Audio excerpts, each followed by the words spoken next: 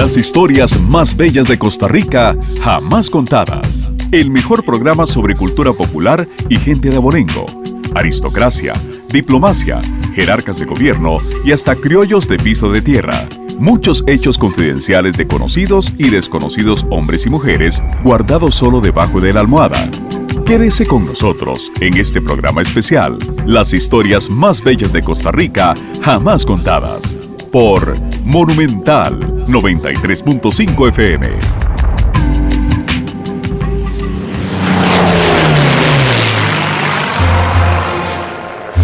De las historias más bellas jamás contadas, la última invasión armada a Costa Rica. El año de 1955 está marcado con sangre en la historia de Costa Rica por ser la última vez que aconteció una invasión armada contra el territorio nacional, merced a un plan ultra secreto que tejieron los más férreos dictadores que ha tenido a América Latina y a la solapada complicidad inicial del gobierno de los Estados Unidos de América. Castillo Armas, desde Guatemala; Marcos Pérez Jiménez, desde Venezuela; Leonidas Trujillo, desde República Dominicana; y Anastasio Somoza García, desde Nicaragua, principalmente se habían conjurado para derrotar por las armas al presidente de Costa Rica, José Figueres Ferrer. Al frente de la invasión, que dio inicio en la madrugada del 11 de enero de 1955, marcharon los costarricenses Dr. Rafael Ángel Calderón Guardia, expresidente de Costa Rica, a cargo de todo lo civil y político, y en lo militar, Teodoro Picado Lara, graduado de la reconocida Academia de West Point, Estados Unidos. Calderón y Picado tenían sobradas razones para comandar el movimiento armado. El doctor Calderón había sido enviado al exilio a México, tras triunfar la Revolución de 1948, al frente de José Figueres. Además, Calderón había perdido las elecciones presidenciales desde el año 48, frente al periodista Otilio Ulate Blanco. Por su parte, Picado Lara era hijo de Teodoro Picado Michalski, quien tuvo que abandonar la presidencia de la República luego de los sucesos del 48. Su padre fue reemplazado por Figueres Ferrer, quien asumió el mando como presidente de una junta de gobierno provisional. Luego entregó el mando a Otilio Ulate Blanco. 7 años más tarde, del 48, Calderón y Lara, al frente de 2 pelotones de subvertidos costarricenses y de otras nacionalidades, tomaron una revancha y ejecutaron la invasión. Esta costó valiosa sangre derramada, cuando por última vez se enfrentaron a tiros hermanos contra hermanos costarricenses. La guerra fratricida había estallado. La justificación para desatar el conflicto bélico se basó en el entonces temor de que se extendiera una ola de comunismo por toda América, atribuida a Figueres Ferrer y a otros líderes políticos de la región, quienes para tal efecto habían fundado un movimiento armado clandestino que bautizaron como la Legión Caribe. Esta era la encargada de quitar del poder a todos los tiranos y déspotas que reinaban en ese momento en Latinoamérica. De allí la preocupación de los dictadores, quienes, desde un principio, informaron al gobierno de Washington de la operación secreta que desplegaron para acabar no solo con Figueres, sino con el resto de líderes de diferentes países que se les oponían. Solapadamente, los Estados Unidos habían protegido a los dictadores. El apoyo inicial estadounidense dio un giro de 180 grados cuando, al estallar la guerra de 1955 en Costa Rica, Washington temió que podía correr peligro las instalaciones y la operación del Canal de Panamá bajo su cargo. Y para tratar de reparar lo actuado, el gobierno estadounidense hizo posible que la Organización de los Estados Americanos, OEA, con sede en Washington, aprobara al gobierno de Figueres una compra de 4 aviones de guerra para repeler la invasión. Desde mediados del 54, corrían rumores por las calles de San José sobre una presunta invasión al territorio costarricense que partiría desde Nicaragua. Con la llegada de los primeros días de enero del 55, ya no había ninguna duda de que el conflicto estallaría de un momento a otro.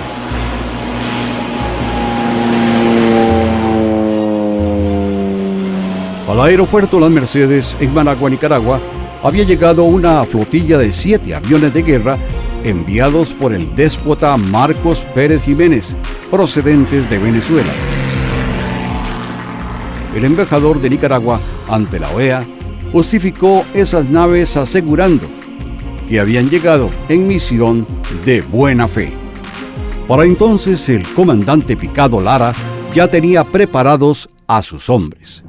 Todos se entrenaron en un antiguo fuerte de la Guardia Nacional Nicaragüense, llamado Coyotepec. 412 hombres, de los cuales 390 eran costarricenses, sometidos a un intenso entrenamiento físico y militar, estaban listos para ir a cazar a José Figueres. Aunque la guerra era un hecho, muchos costarricenses tenían la firme esperanza que el asunto no llegara más. Pensaban que se trataría de una simple amenaza. Por eso, cuando sorpresivamente, el 11 de enero del 55, un avión P-47 apareció en el cielo de Zapote, al este de San José, descargando continuas ráfagas de ametralladoras, ya a nadie le cupo duda que la invasión había sido puesta en marcha ese mismo día. Además de San José, fueron bombardeadas las ciudades de Liberia y Limón. A la vez, ese mismo 11 de enero, iba a ser bombardeado el sector de La Sabana para inutilizar el aeropuerto internacional y la finca La Lucha, donde suponían que Figueres tenía escondido un gran arsenal. El principal teatro de los acontecimientos bélicos fue la región noroeste fronteriza entre Costa Rica y Nicaragua. Los coyotepanos, como se denominó al ejército invasor, entraron por la zona del Zapoa y ocuparon el área comprendida entre el puesto aduanal fronterizo de Peñas Blancas, la ciudad de La Cruz y las haciendas Los Inocentes y El Amo. Luego, avanzaron por la carretera interamericana, que en ese momento estaba en construcción, para enfrentarse a las tropas costarricenses en las inmediaciones de la entrada del camino que conduce a la histórica Hacienda Santa Rosa. También combatieron en la Cruz de Piedra, en el puesto del resguardo fiscal destacado en Puercos. Se peleó además en el poblado de Los Chiles y en Ciudad Quesada, San Carlos. En esos 3 lugares, Santa Rosa, Puercos y Cruz de Piedra, se dieron las principales batallas. En Santa Rosa se produjo el saldo más grave de muertos, heridos y otras bajas. Por tierra los invasores no pasaron de Puercos, sitio sobre la Interamericana, localizado al norte de la hacienda Los Ahogados. Luego, las tropas de coyotepanos replegaron, dejando abandonados rifles, tanquetas, municiones, morteros y otras armas. En la huida, lograron llegar hasta la línea fronteriza, donde buscaron de nuevo la protección del general Somoza. En el enfrentamiento del 15 de enero, los figueristas lograron derribar un avión de C-3. Echando una gran columna de humo, la nave fue a estrellarse en las inmediaciones de la hacienda Santa Rosa. Todos sus tripulantes fallecieron. A este DC-3, los coyotepanos le habían quitado las puertas, desde las que ametrallaban y lanzaban bombas. En esta batalla atacó también otro avión invasor, un AT-6 de gran velocidad y artillado con ametralladoras y cañones de 50 milímetros. Una vez terminado el combate, las tropas victoriosas no se dieron a la tarea de perseguir al enemigo. Los dejaron escapar. Dedujeron que no regresarían para llevarse otra paliza. Además, estaban muy preocupados por la gravedad del enfrentamiento en Santa Rosa y lentamente comenzaron a emprender el regreso triunfal hacia la capital de San José. Merced a esta última invasión, irían a salir 3 presidentes de la República: don Francisco Orlich, Daniel Oduber y don Abel Pacheco, este último soldado invasor. Los 3 tuvieron el honor de estar en los frentes de guerra, peleando como cualquier otro soldado. En Ciudad Quesada, Orlich, ametralladora en mano, limpió los sediciosos. Oduber, también ametralladora en mano, combatió en Santa Rosa. Pacheco fue de los primeros en invadir Costa Rica. Para la posteridad escribió un poema donde narra la muerte de un soldado. En esta invasión sucedió también un hecho muy importante para la historia militar de Costa Rica. El gobierno de Figueres no envió a combatir a fuerzas de policía, ya que el mismo don Pepe había abolido el ejército poco después de la guerra del 48. Si bien el amenazado gobierno tico no mandó policías oficiales, sí permitió que se organizara una compañía militar integrada por voluntarios. Este grupo quedó registrado en la historia patria como la compañía de Mario Charpentier. Lógicamente, contaron con todo el apoyo y vituallas de parte del gobierno. Al frente de esta compañía fue puesto el joven puriscaleño Mario Charpentier Gamboa, quien recientemente había regresado de cursar estudios superiores militares en Fort Benning, Georgia, Estados Unidos. Entre sus principales colaboradores figuraron los señores Arnoldo Ramos, Colón Bermúdez y Luis Madrigal. Además, se agregaron otros grupos de civiles, como el integrado por el coronel Frank Marshall Jiménez, jefe del partido político Unión Cívica Revolucionario, secundado por don Óscar Saborío Alvarado. El resguardo fiscal, un cuerpo de policía especializado en persecución de contrabandos aduaneros y destilación de licor clandestino denominado chirrite, quedó al mando del coronel Domingo García y de don Alberto Franco Cao, ambos íntimos amigos de Figueres. También contaron con la experiencia militar del hondureño Marcial Aguiluz y del tico Andrés Lipa Chávez. Todos estos grupos de civiles se entrenaron en la Escuela Militar de Guadalupe, bajo las órdenes de don Guillermo Martí, bombero de vocación y con conocimientos militares. Sus muchachos, como los llamaba el coronel Martí, sacrificaban 2 o 3 noches por semana y todos los soldados, domingos y feriados, para estudiar, milicia y hacer ejercicios. El tiempo no fue suficiente para convertirlos en oficiales capaces de organizar otros grupos en todos los cantones para levantar en armas a todo el país. La Guardia Civil siempre se mantuvo en labores de vigilancia y mantenimiento del orden público en todo el territorio nacional, lejos, muy lejos del teatro de la guerra. Solo algunos oficiales se enlistaron y participaron directamente en los encuentros armados acontecidos entre enero y febrero de 1955. Aunque desde 1954 comenzaron a sonar los tambores de guerra y ya se había notado la desaparición de grupos de jóvenes de las calles de San José, en las últimas semanas de ese año aconteció un hecho que puso de manifiesto la invasión que era casi inminente. Don Claudio Molina, jefe militar calderonista que había alcanzado fama y prestigio por su valor y bravura en la Guerra Civil del 48, con 14 hombres armados, partieron por tierra desde el Parque de Santo Domingo de Heredia hacia Nicaragua.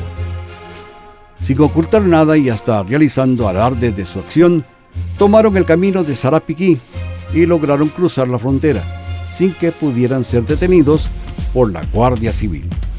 El primer grupo, formado por 11 hombres, en completo secreto había partido de San José en una madrugada en julio del 54, aprovechando que llovía a cántaros. Iban apiñados en una camioneta de reparto con un rótulo que decía: Fábrica de helados y tejidos El Porvenir. Este grupo llevaba unos pocos colones y córdobas, que, junto con unos emparedados para aliviar el hambre en el camino, les había dado doña Rosita Musmani, distinguida dama, viuda del coronel Rigoberto Pacheco, la primera víctima de la Revolución del 48. Aquella fría madrugada, ella fue la única que los despidió. Entre los confabulados iban Miguel Ángel Blanco Umaña, reclutado por don Roberto Giral. Sin novedades, llegaron hasta Coyotepe. 6 meses después, tras el desplante de Claudio Molina y sus 14 hombres de Santo Domingo, la compañía de Mario Charpentier fue desplazada hacia La Cinchona, a mitad del camino entre Vara Blanca y San Miguel de Sarapiquí. El gobierno inicialmente temía que la invasión de sediciosos ocurriera por ese sector. Sin embargo, cuando se supo que habían entrado por Guanacaste, los mandaron para Santa Rosa, donde se gestó la Gran Batalla. Más detalles sobre estos históricos hechos pueden leerse en los libros que al respecto escribieron el licenciado Joaquín Vargas Llené en Santa Rosa 1955, Crónica de una batalla, y en el 55, Te mataron hermano, del profesor don Miguel Acuña, ambas excelentes obras. Desgraciadamente, no hay mucho escrito sobre la versión de la guerra por parte de los invasores. Desgraciadamente, no hay mucho escrito sobre la versión de la guerra por parte de los invasores. Existen también contradicciones sobre los caídos, muertos y heridos. Prácticamente, solo se recuerda a 2 personas que perecieron en Santa Rosa: los periodistas Jorge Vargas Llené, del diario La Nación, y Óscar Cordero Rojas, del vespertino La Prensa Libre. Han transcurrido 57 años desde la fratricida guerra del 55, y dichosamente este amargo episodio en Costa Rica no se ha repetido jamás.